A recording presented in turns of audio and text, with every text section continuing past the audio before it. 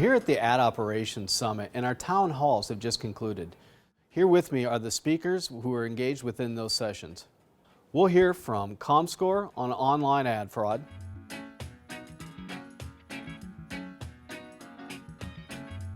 I think at a high level, probably three key themes emerged. Probably more, more than that. We had a very active discussion, but there was overall acknowledgement that the issue has gained recognition. I think compared to last year, Absolutely. the broader issue of fraud is being much more actively discussed.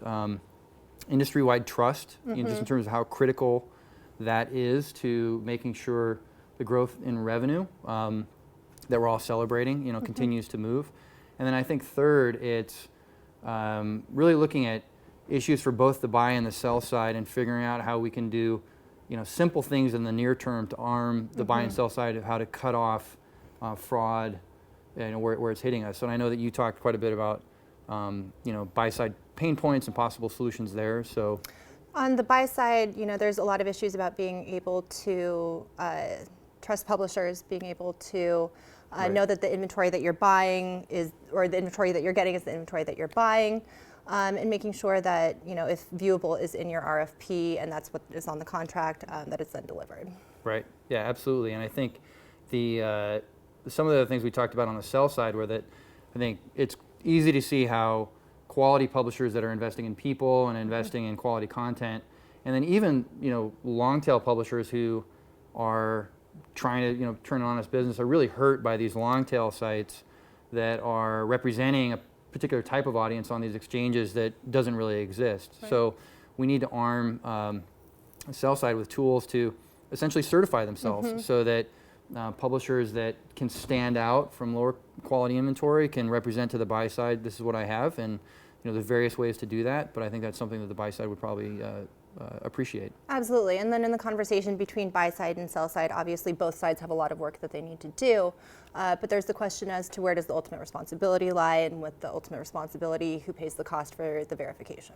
Right, yeah, absolutely, and I think people have suggested some very good ideas like use of the IAB bots and spiders list.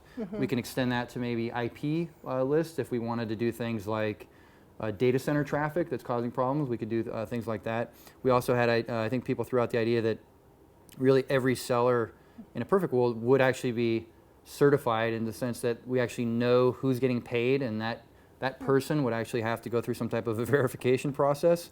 So I think that was a very active discussion, and people appreciate that. Absolutely, and on the verification note, there's also the question as to what will be our baseline metric, and I think that's, as we work to solve this, we need to figure out exactly what point is it considered solved. Is that 0%?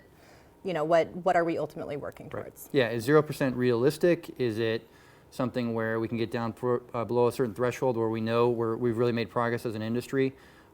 What type of direct measurement and even shared learning, and then what we're calling indirect measurement can we do where we're maybe inferring that there's some type of fraud going on, and that's something that maybe direct publishers can't be responsible for, but do need to use a vendor for. So yeah, I think those were the themes, and I know comScore and the IAB are rolling out industry-wide measures, the quality assurance guidelines, the trustworthy supply chain initiative, and there's things that comScore is doing to make our data more broadly available across the entire food chain as well. So I think that's probably the key summary. Yeah, it was a great discussion. Thank you so much for hosting it.